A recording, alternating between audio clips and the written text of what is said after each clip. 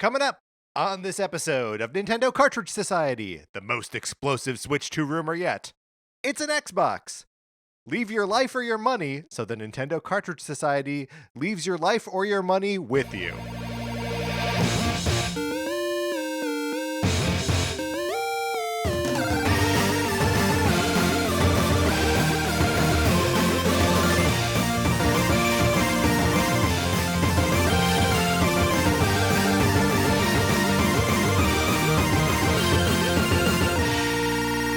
Welcome to Nintendo Cartridge Society. My name is Patrick Ellers, and I'm joined, as I am always joined, by my co-host, Mark Mitchell. We've got a good show for you today. We're going to be talking about the news from the week, including some insight into different redesigns, past and present. And then on Thursday, we're ranking Donkey Kong antagonists. But Mark, in the meantime, how's it going? It's going great.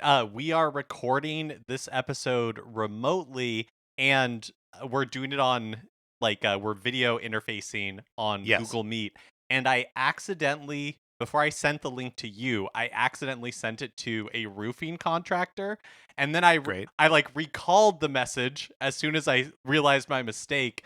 But I don't know, maybe they don't have the most up-to-date version of iOS. So if my roofing contractor joins this Google Meet, you'll understand what happened.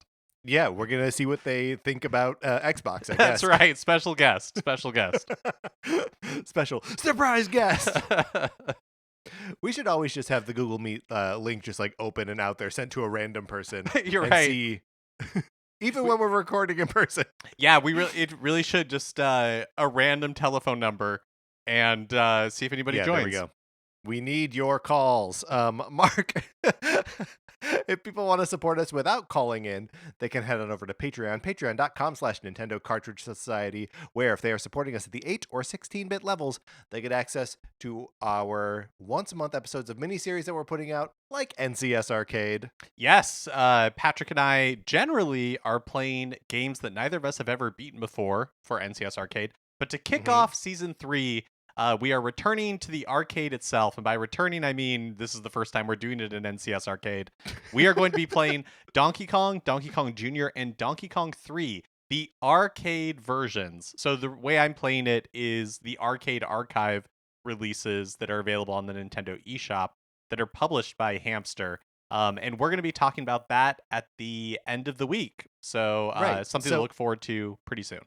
Yeah, so that'll be a good conversation about how our Nintendo saved arcades, how arcades saved Nintendo, how all of that invented Mario and Donkey Kong, and I think probably we'll be talking a little bit about those specific ports and the various features and functions they have, and all kinds of stuff around the original Donkey Kong trilogy, an episode I'm very much looking forward to. Also, if you have any thoughts or feelings or comments about those 3 games or Donkey Kong games in general or Nintendo arcade games in general, you should email them to us at nintendocartridgesociety@gmail.com.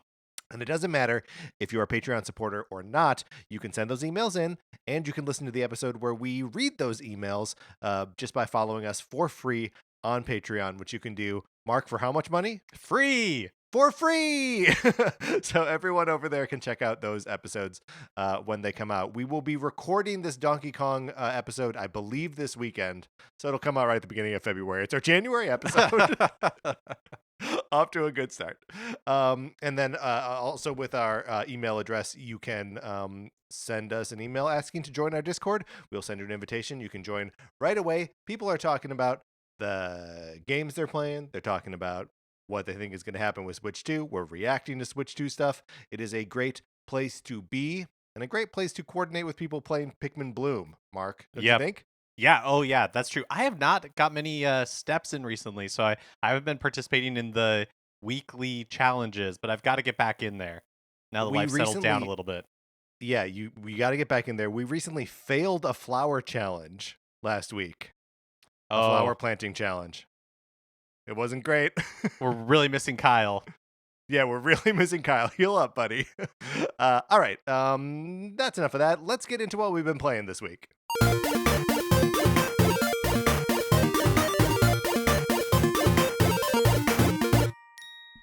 All right, so Mark, a couple of weeks ago, who knows, sometime towards the end of last year, Vampire Survivors released a set of DLC called Ode to Castlevania.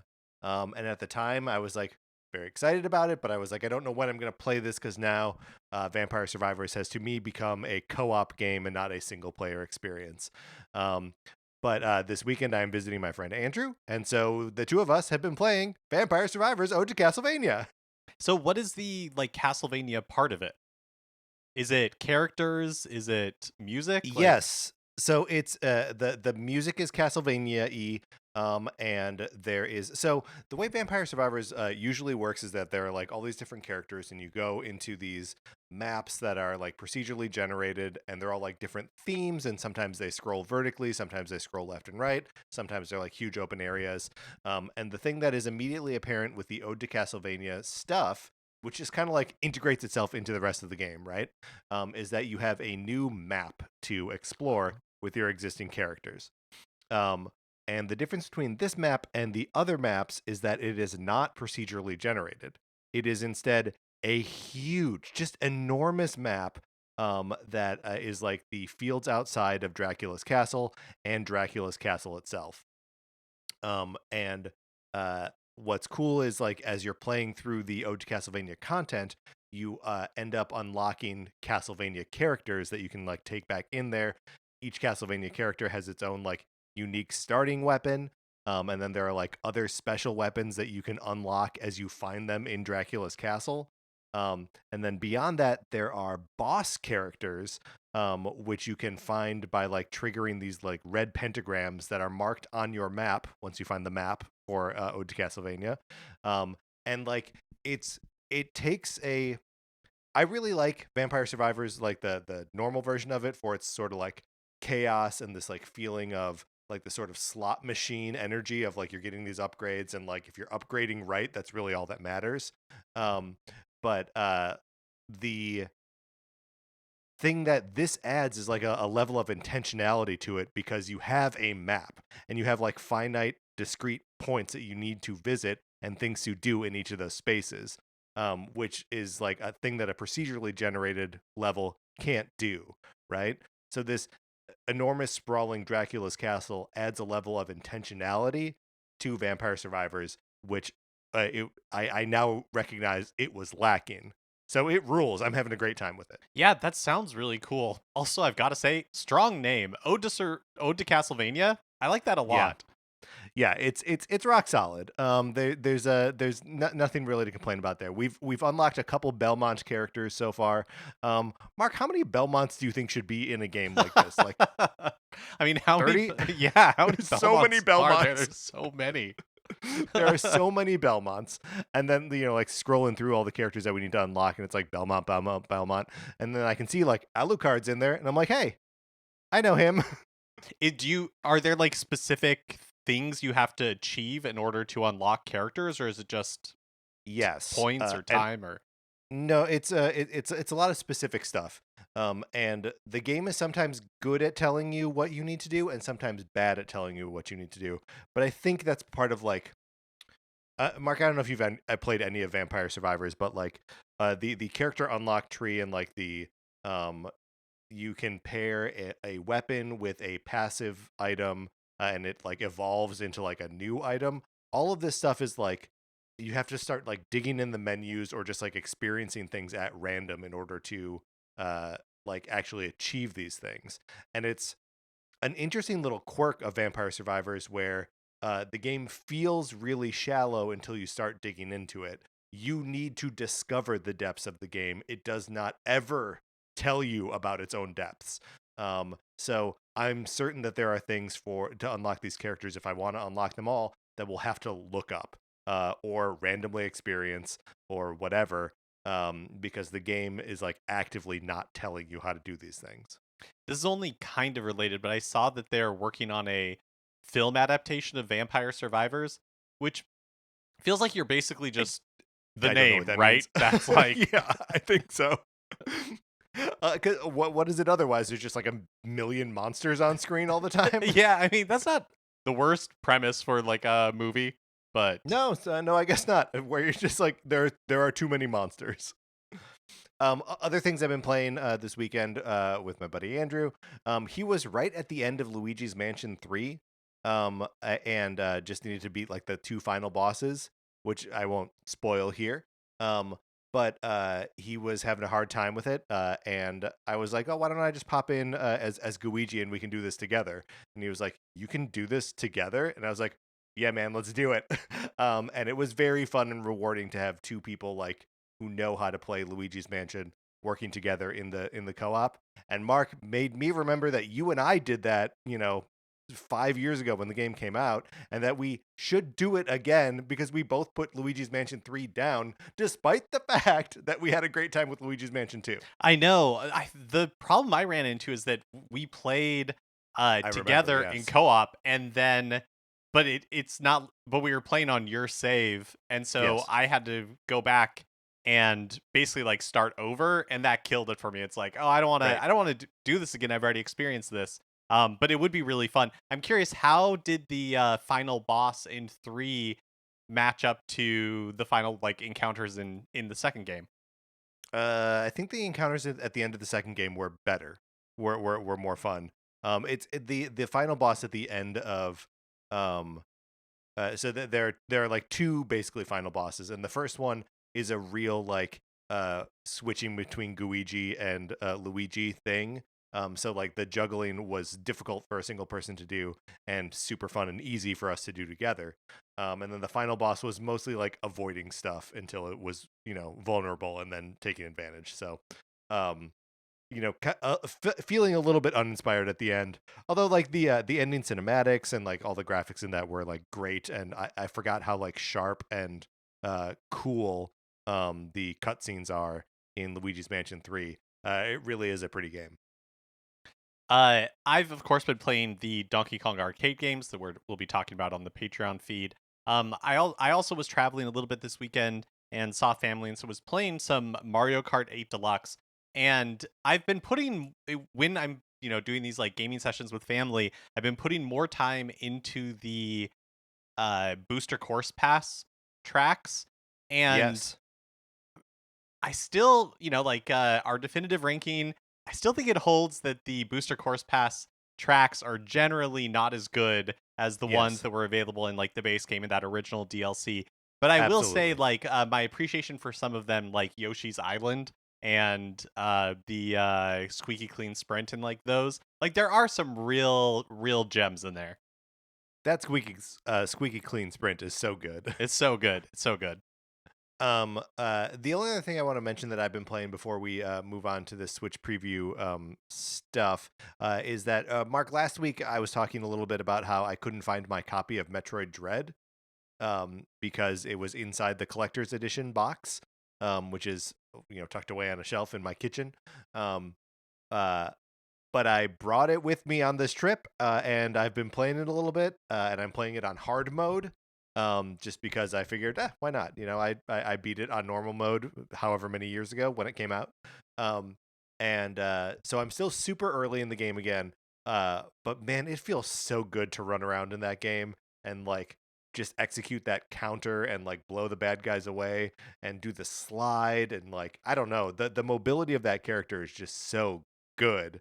I'm having a great time being back in that world. Have you encountered an Emmy yet?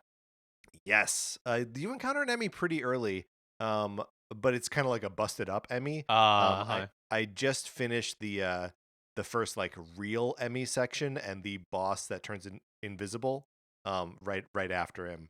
Um, and yeah, all that stuff. I'm just like, yeah, this is the best. This is like the juice. This is all I want to do when I play video games. Man, I never beat Metroid Dread because that last boss just kicked my butt, and I Yeah. didn't. And like there were probably like missile upgrades and things like that that I regretted not getting.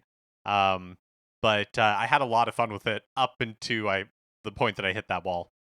You should beat it, Mark. It's super fun. Come back in with me. Dive back in with me. Well, let's talk about the Nintendo Switch 2 preview events.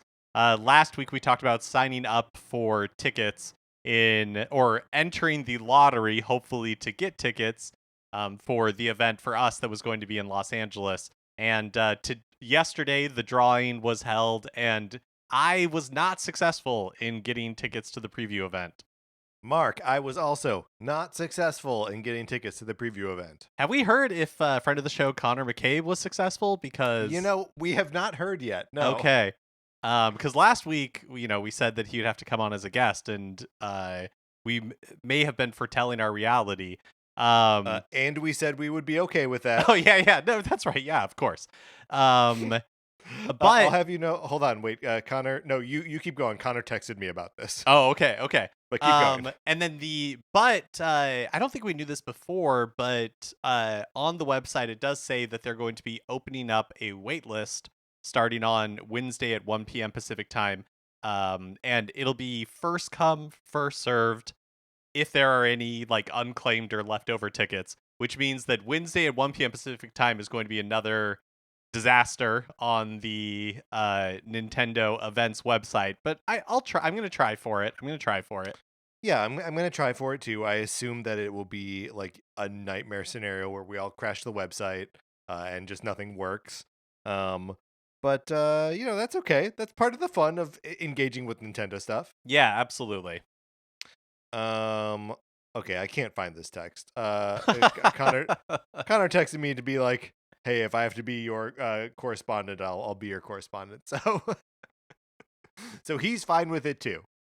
But he doesn't know if he got in or not. He doesn't know if he got in yet. Got right. it. That's Got right. We'll find out. Maybe I'll get a text from him tomorrow when he hears this episode. All right, Mark, that's what we've been playing this week. Or do you want to like reflect it all on like? It's a bummer that we weren't able to get in on. I mean, it's what really more to say than like we wanted to get into the preview event and we didn't. Right. I think for me, I'd be more excited to try like the software than get my hands on the Switch itself. But of course, you want to be like first and be able to, hold the thing and all that. But do they do this for the Switch? I can't remember. If they did, we failed to get into that one too. Yes, that is true. I don't think like there wasn't really a lot of time between the like full reveal and the release of the system, right? So, I mean, I guess we're expecting sort of the same timeline here, but you're right. They did. It's not like they did. I don't think they did a preview event after like the October reveal. So right. Yeah, can't remember. Well, but also like when would they have done that with like the holidays and stuff? You know, right? Like, they kind of dialed down that PR apparatus for that. So who knows? Okay, Mark, that's what we've been playing this week. Let's get into the new releases and what we might be playing this week. It is, of course, time for an update on Nintendo Music. The game soundtrack that was added yesterday is Pokemon Legends Arceus. Yes, very interesting, Mark. This is the last Monday before we enter February. February traditionally being the time when we have. When is Pokemon Day? Right? I think it's towards like the end of the month. Okay. I was just opening up my phone as though it would be in my calendar. Pokemon Day. Well, maybe Connor texted it to you. I wonder if we're on like the eve of a Pokemon announcement of some kind. Yeah, maybe they are going to use the Nintendo Music app as like a marketing beat. It'll join Tetris 99 and Super Mario Run as a way that they can get the word out. But yeah, I mean, it does make sense that we would hear something about Legends Z through A sometime in February, whether it's with a general Nintendo Direct or Pokemon Presents, because that game is supposed to be coming out this year. And I hope that when they do, we get some clarity on how to pronounce this name, right? Is it Z through A? Is it Z-A? Is it Z-A? Is it ZA? We need some clarity. Oh, ZA. That would be great. I hope it's ZA. Mm-hmm.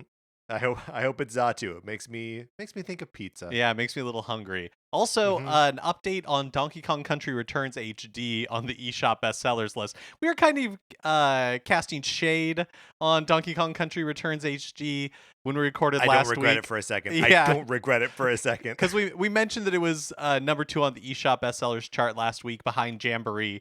Of course, the chart measures 2 weeks running total, so it makes sense that a game that had only been out for a few days since we recorded may not have overtaken Jamboree, but that's not the case any longer. It's number 1 on the US eShop. Also in Japan, Donkey Kong Country Returns HD debuted at over 100,000 physical copies sold, so which is like like better than Tropical Freeze on the Switch did. And so I think Donkey Kong is doing just fine. They can take the game that they've been working on out of the toilet. They don't have to flush it like we declared last week. And we did declare that last week that they had to flush it. I do think that part of what yes, I did want to dance on Donkey Kong Country Returns HD's grave, but more than that, I wanted to lift up Mario Party Jamboree, which does see, it's just interesting how well that game is performing. Yeah, even, totally. Months after its release. Yeah, absolutely. Also, last Friday on January 24th, we got another update for the Super Nintendo on Nintendo Switch Online with 3 new games: Fatal Fury 2, Super Ninja Boy, and then another like previously Japan exclusive, Sute Hakun. Yeah, and the Sute Hakun was originally a Super Famicom Satellaview game, so one of those like BS games developed by Nintendo and Indie Zero, who we know now as like the developers of NES Remix, Nintendo World Championships NES Edition, and of course Sushi Striker: The Way of the Sushido. But have you checked out any footage of this game or tried the game itself? No, I haven't played it yet. I did just the footage from the trailer where you're Yeah. like sucking up colors and putting them into blocks and like traversing that way. Yeah, it's like some puzzle platforming with like colors that change the properties of objects in the world. Seems kind of neat. I'm gonna check it out at some point. The other things I want to talk about here, Super Ninja Boy. What a weird looking game that I've never heard of before.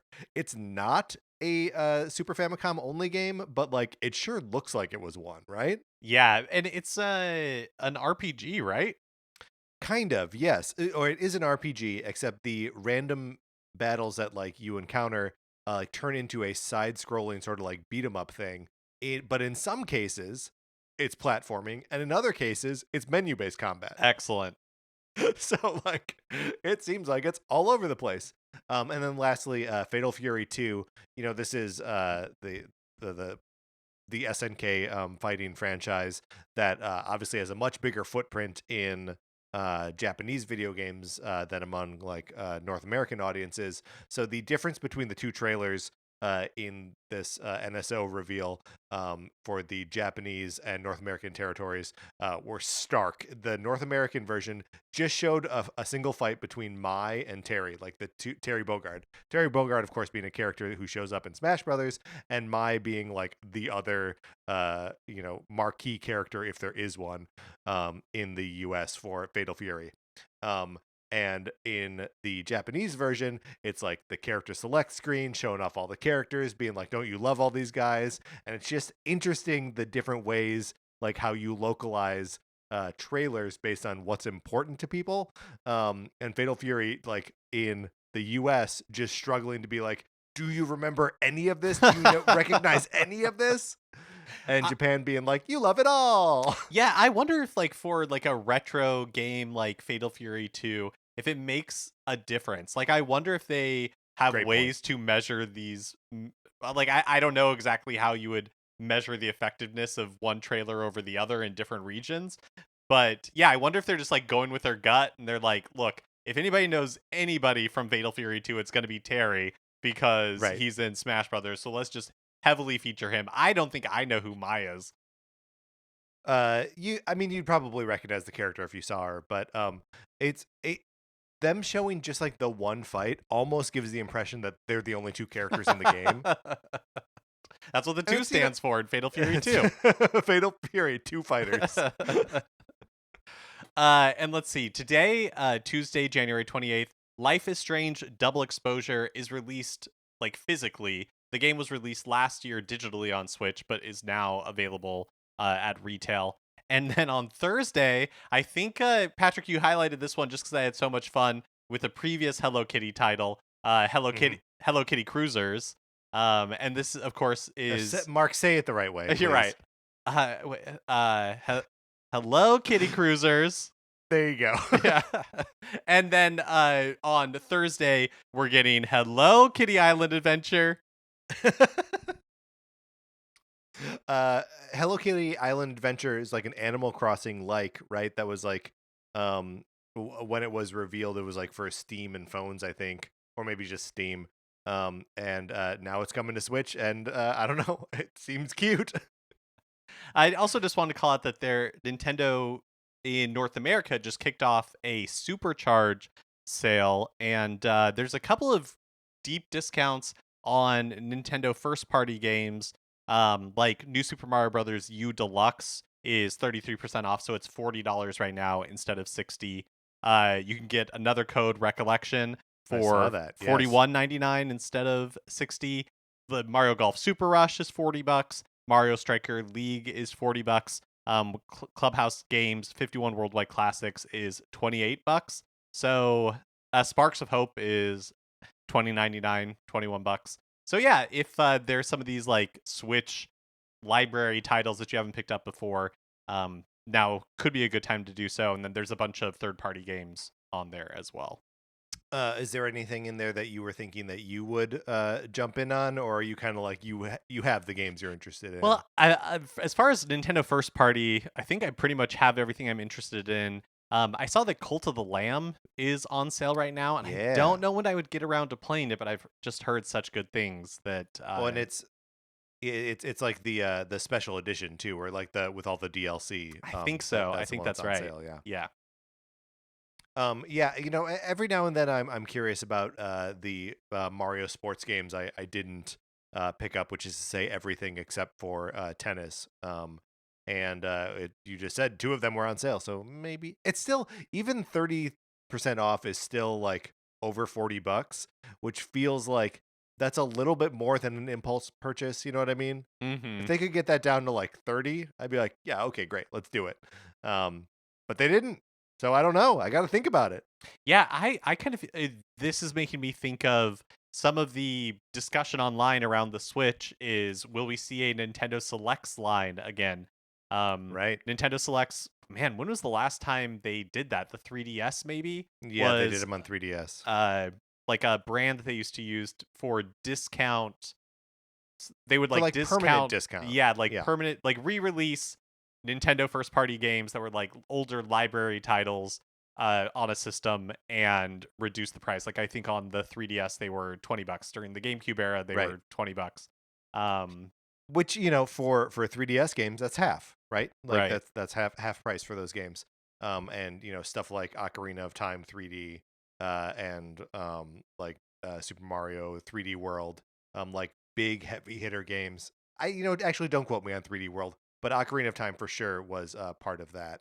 And it's like, yeah, it would be great if Breath of the Wild was just permanently $30. I know, but on the other hand, it's like, why would they? What do is that? their incentive right now? Yeah, when their library stuff, when Mario Kart 8 Deluxe still continues to sell millions of copies a year. So we'll see. But counterpoint, Mario Kart especially, but also Zelda. The more of those you have out there, the more people can buy that DLC. Yeah, it's true.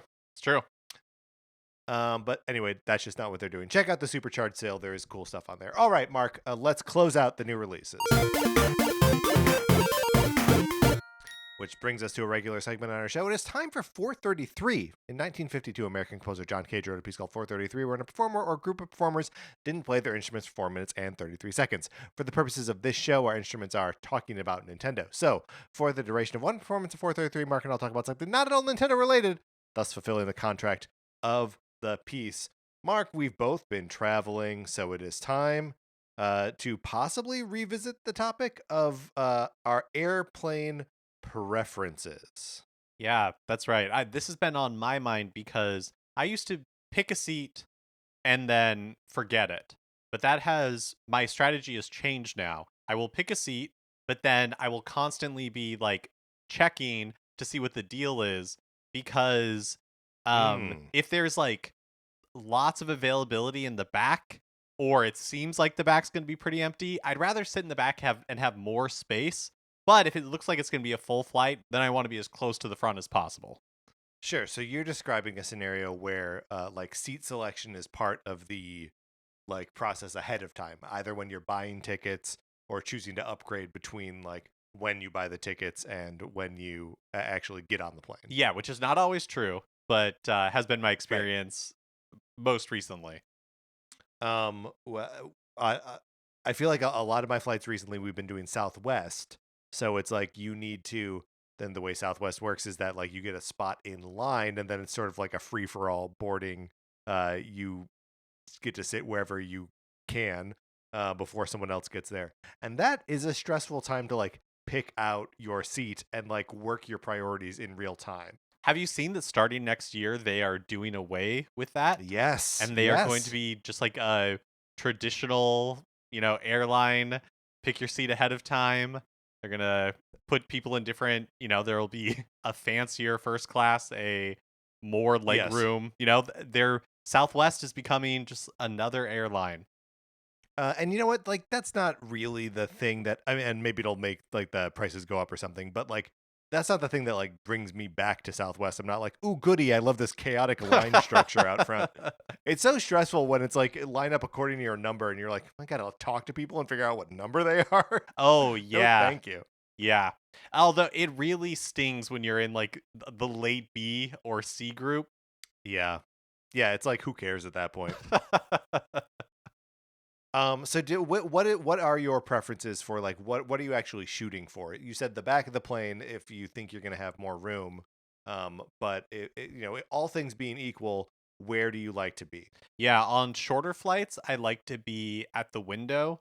So that way, because normally on shorter flights, I'm not getting up, and that way, somebody, the person sitting or people sitting by me can get up and do whatever they want without disturbing me. But if it's like a longer flight, I want to be at the aisle. I want to be in control. I want somebody to have to Yes. inconvenience me to get up and use the bathroom. Well, and also like when you're in the aisle, you just have that like little extra bit of right or whichever side the aisle is on. That knee has just a little bit more room. Yes. Uh huh. Just like that tiniest bit of extra room, which is look, we're both tall guys. We got long legs. Yeah, We and can't. it makes such a difference when there's like no leg room. Having just that little extra smidge of aisle can make all the difference. Truly all the difference. You took the words out of my mouth. So yeah, I'm with you. Except I think no matter what, I want that aisle seat. Mm-hmm. Um, do you plan usually to like eat something on the plane? Do you pick up a snack ahead of time? Are you a plane drinker? What do you like to do in terms of like food and drink on a plane? Yeah, I'm really bad about meals. And so I usually don't, I'm not very good about planning. I don't plan ahead. I don't bring food onto an airplane for Mm. whatever reason. What about you? You kind of you got to bring food onto an airplane, man. If you're going on a long flight, I feel like you have to, and it's good to because like you need an activity, right? And Mm-hmm. like a novel activity. Even if I'm enjoying the very long podcast that I'm listening to on a long flight, like turning it off and like taking my earbuds out and like eating something, like having that little ritual, and then like going back to it breaks things up, breaks up the monotony, stops me from watching a movie for a little bit, from reading a book, whatever. Yeah, what will you bring on the plane to eat? This the stinkiest, smelliest thing that I can find at the airport. That's what No, I usually. figured. Hey, everyone else is making their own rules. I should be able to do it too. No, usually I'll find something in the airport and do that. That's the end of our. That's the end. That's the timer. Oh my god, Mark, we are accompanied today by a timer on my phone. But let's get it for now. Let's get into the news. With the Switch 2 officially revealed, everyone is really anxious at this point to learn more about the software that is in the works for the system. And we Can I tell you that people are so anxious that I saw Game Rant had a list of 28 rumored Nintendo Switch 2 games. And I was like, what is the point of this? Because it's like 3D Mario, Zelda remaster. we're all so thirsty. We're all We're all we're so all so thirsty. thirsty. We know for sure that Nintendo is holding a Switch 2 Direct at the beginning of April. But when the Switch 2 was revealed in January, there was some speculation that part of the reason that Nintendo was doing it at the beginning of the year was so that third parties could start announcing games for the Switch 2. And so far, that hasn't really happened. Right. last week, But micro I just let's just hang on that for a second, because like, does that like rationale make sense to you, that even just by revealing that the Switch 2 exists, that third party developers could be like, and now we're gonna show you the game in action, or like are people actually like waiting just for Nintendo to confirm the existence of the hardware so they could, because like surely you can't show it running on that platform, right? Right, but like maybe yeah, I think that's right. But maybe if you have like a multi-platform release, then Then you could you at could least just say Switch include 2. it, Yeah. right, if you wanted to. But I don't really know how much of an impact it has. In fact, I think for some companies it was more impactful to kind of tease it before the Switch 2 was revealed, like when that ukulele remake or whatever it is Say the was name right. what I can't remember. What is it? The name is Yuka Replayly. Oh, right. It's an W abomination, and we should never forget it. when Yukari Playly was announced, they got a lot of ink just out of, being cheeky, just saying like Nintendo systems or whatever they did with Right. those awful googly eyes. And so, like, and what was the name of that? I've already forgotten. Because for a while we were talking about it basically every week, that third party accessories manufacturer that just could not stop talking about the Oh Switch and yeah, tell Nintendo's Genki lawyers. maybe. Yes. Yeah, Yes. like they were getting so much attention because they were talking about Nintendo's next hardware before it was officially revealed. So maybe if nothing else, by officially revealing it, Nintendo kind of diffuses that sort of attention grab. Right. Right. No one else has that bullet in their chamber anymore. But last week, Nintendo or Microsoft held an Xbox Developer Direct presentation, and since there have been reports that Microsoft is planning substantial support for Switch 2, we talked about rumors that games like Halo, the Master Chief Collection, Diablo 4, and Microsoft Flight Simulator are on the way. It seemed like there was a chance that we'd hear about what they had planned for Nintendo system. Plus, it was kind of the first big gaming presentation since Nintendo's announcement. So, I think people were kind of hoping that would be the case, but in the end, nothing was revealed for Switch 2. However, after the presentation, In the end, before the blowout, right? Like right. we're saying in the end, and we are only one marketing beat into this thing's life. So there's so much time left here. Yeah, you're right. In the end, nothing was revealed for Switch 2 at the This January time, right? Microsoft Xbox Developer Direct presentation. I mean, we know for a fact that Call of Duty is coming, if nothing Right. else. But I think That they're legally required to bring it to the right. Switch too. But I think the question for a lot of people is, what about Xbox Studios? And after the presentation, Microsoft Gaming CEO Phil Spencer sat for an interview with Gamertag Radio and was asked about the Switch 2. Spencer, said some nice things about Nintendo, as is his wont, and also said, quote, that Microsoft was really looking forward to supporting Switch 2 with Xbox games. So, Sounds like yes. yeah, also unrelated to this, but recently I think he was asked about the Xbox Series S, and he was saying that that will continue to be, they're not like dropping support for the S or anything like that, and the games for Series X also have to run on Series S, and that that is also potentially good news for the Switch for these companies having scalable engines that can fit a lot of different devices and a lot of different device power. Not that anybody expects the Switch 2 to be as powerful as an Xbox Series S, but it will be, like modern. Yeah, well, and just if you have the capability to scale between Series X and Series S, then you have the ability to scale down one step further to Switch, or Switch 2 at any rate. So yeah, I mean, I think it makes perfect sense that Microsoft, as it is right now, and Xbox as it is right now, would really be interested in supporting Switch 2. It makes me, it's also just like another like source of like another revenue stream for them from these games, because like they have subscriptions for Game Pass, but like beyond that, I don't. So many people are able to play Xbox games without like buying them, right? A big single player game like Indiana Jones that came out at the end of last year. To this point, like, why would anyone be buying that game? Even if it's a great game, you just play it on Game Pass. And I think that'll be a little bit different once it comes to like PlayStation and if it ever comes to Switch. But yeah, it just they need like a marketplaces where they can actually sell these things, and that's a crazy thing that they don't have Yeah, yeah. really. um but this could provide that. It also just makes me wonder if we'll see Doom: The Dark Ages on Switch 2. That Yeah, was a game that got a lot of focus at the Xbox Developer Direct presentation. And, Doom 2016, Doom Eternal both made it to Switch. So it'll be interesting to see if they can get Doom: The Dark Ages running on Switch 2 if they want to.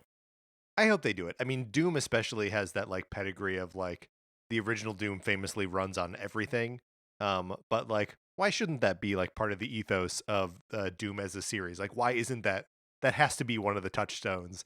Is like beautiful on the most high-powered hardware, but also can run on a toaster.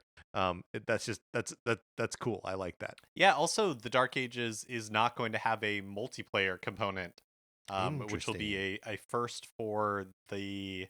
um for the series. But I mean, I have no idea what the community for multiplayer on Switch for Doom 2016 or Doom Eternal was, but it seems like probably less than other platforms. So I don't know that it'll matter too much that if there is no multiplayer for this version. Man, it's sort of sad to see it go, but like Doom was hanging on to that idea that like every single player game needed and like the original Doom like is part of that like LAN party multiplayer, like that initial wave of that sort of experience.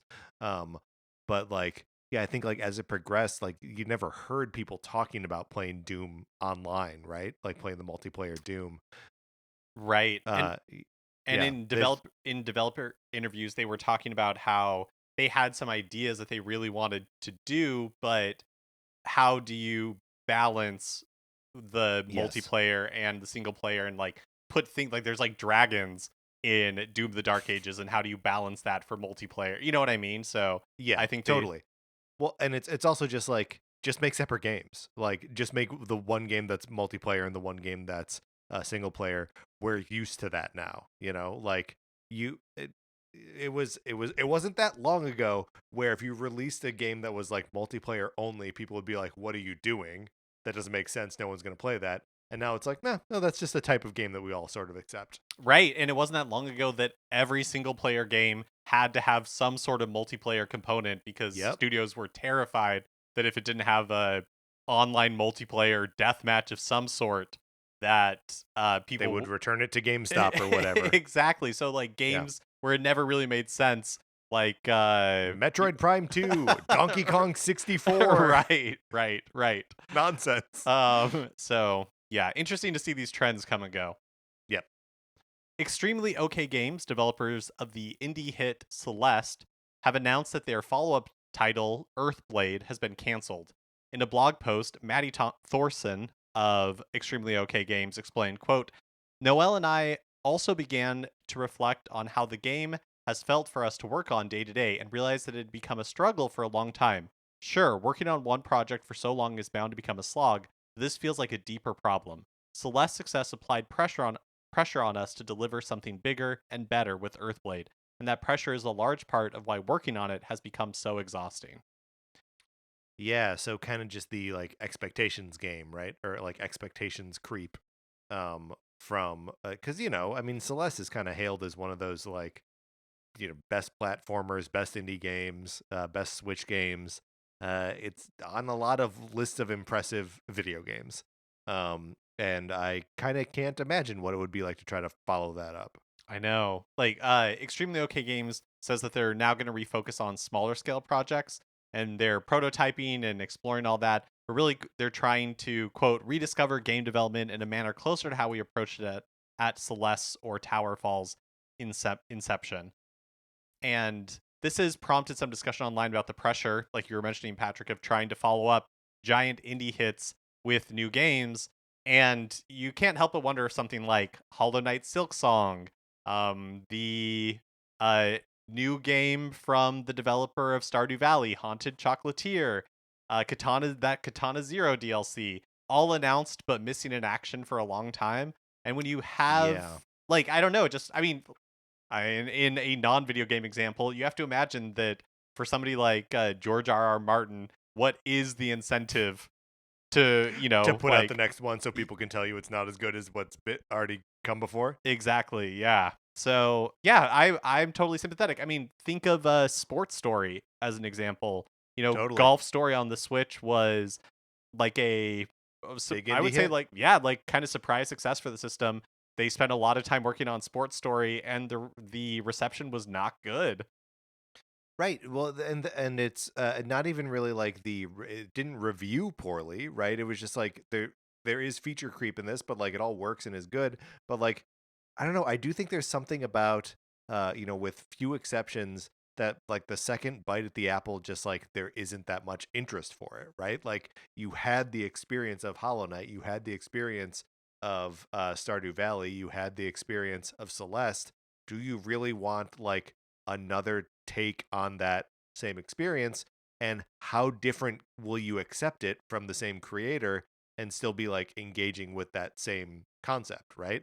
um like I think a lot about from the Messenger to Sea of Stars, right? That those are two radically different games, even if they both sort of engage in similar like 16-bit and 8-bit like retro or like nostalgia gameplay. And there are some like you know some lore connections between those two games, but Sea of Stars and The Messenger couldn't be more different in terms of gameplay, right? Like there is no way for you to measure them against each other as like the same type of game, right? And so there's no way to be disappointed in Sea of Stars that way. Whereas, is there a way to be disappointed in Silk Song, Haunted Chocolatier, and the Katana Zero DLC? Like, yeah, absolutely. You just hold them up to what was there before and say it's not as good. Yeah, and especially when like Hollow Knight and Stardew Valley must be selling, you know, so many copies a, Right. a year now that you would have to be so motivated to create something new, and I think that would be hard. I mean, sophomore albums, uh, you know, Totally. uh, Yes. I think that's true for a lot of industries, but it's interesting to see how it plays out with some of these big indie hits. Yeah, and even my beloved Shovel Knight, the second, the first set of DLC that they put out for it, the Plague Knight DLC is the worst. And like they pushed through it and put out Spectre Knight, which then like kind of got the juice flowing again, and King Knight, which is also good. But like they needed to push through that second beat, and just be like, well, it's going to be bad. People won't be that interested, and if we make another one after that, then that can be a return to form. But like you can't do a return to form for the second one. Doesn't work. Yeah, and I guess the Yacht Club Games has done a lot of kind of like other campaigns, side projects, like that sort of Yep. thing. But it is interesting to see that their kind of next big thing is a remake of Is their original hit. what that okay, that is true, but I also expect Mina the Hollower coming out later this year, which is like Ah, that's the true. next That's true. like big like game that they're putting out, and that is a new thing. Um Still kind of like true to their aesthetic and their values, but is a totally different kind of game. I had totally forgot about Mina the Hollower. I So mean, and how dare you, frankly? that's on me. That's on me. And Polygon. even someone like sorry, I only No, want to you're drop good. one more example here. In terms of Drinkbox, that did Guacamelee and then Severed and then Guacamelee 2. So they like gave themselves an off. They did a game away from Guacamelee, then came back to it, and then did Nobody Saves the World, which is like a top down like action RPG. Totally different from a Metroidvania based on a lot of like mobility and like comboing stuff together.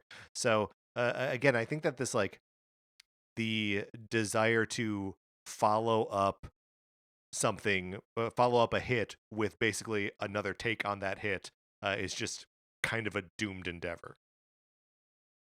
Polygon published a piece earlier this month about what some people refer to as angry Kirby. Patrick and I have kind of talked about this or alluded to it, I'm sure, in the past. Or basically, they're talking about the decision by Nintendo of America to give Kirby angry eyebrows in marketing materials for many years in the late 90s and 2000s. So the Japanese box art for a Kirby game, Kirby would be like smiling and happy, and the US box art, he would have like narrowed eyebrows, so he kind of looks like upset.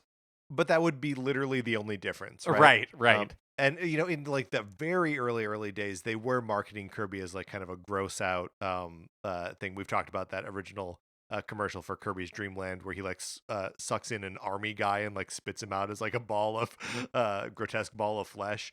But all of that notwithstanding, the sort of like official Nintendo line of like, here we go, he has angry eyebrows on stuff and can be a friendly little puffball on all the Japanese releases. So, according to Leslie Swan, who was the localization director at Nintendo of America from 2000 to 2015, and also the voice of Princess Peach in Super Mario 64 and Mario Kart 64, Sure, why not? The change was meant to convey determination, not anger. She talks about that when Kirby debuted on the Game Boy, Kirby wasn't any color at all. On the box art, he's white like a ghost. So it wasn't until the NES game depicted him as pink that Nintendo of America was like, okay, at this point, in the early 90s, a lot of the video game audience is, 10-year-old boys. So how do we approach Kirby in a way to make him more broadly appealing? Swan says, quote, in the early days, there weren't very many young girls playing video games. A puffy pink character for boys who are trying to be cool just wasn't going to get the sales that everybody wanted. Back then, when we were first launching those games, it was on the Game Boy, black and white, right? So we didn't care about the color. And then it was like, okay, now we have this pink puffy character. So how are we going to position the character to be more appealing? So this is just like what we're talking about with the Fatal Fury thing, right? Right. Yeah, totally. So what has changed? I mean, this isn't the approach that Nintendo of America takes anymore. And the article posits a couple of things. One, that marketing for Nintendo products in general has become more international rather than handled by regional teams. And so there's more uniformity across all of them now. And then second, that Japanese pop culture is more prevalent worldwide in general. So the idea of cute Japanese characters is less stigmatized because that's just like a widely accepted fun part of Japanese culture. It's also just like, why did we have to get to a point where people be like, oh, it's cute, I get it. Like, what is that? Well, I mean, I do think that even though the article doesn't dwell on it that much, I think another part of it is that, more people are playing video games. And one thing that I didn't, and more like types of people, like everybody plays video games now. And so there's these like broad appeal characters. I don't think they feel like they need to change anymore.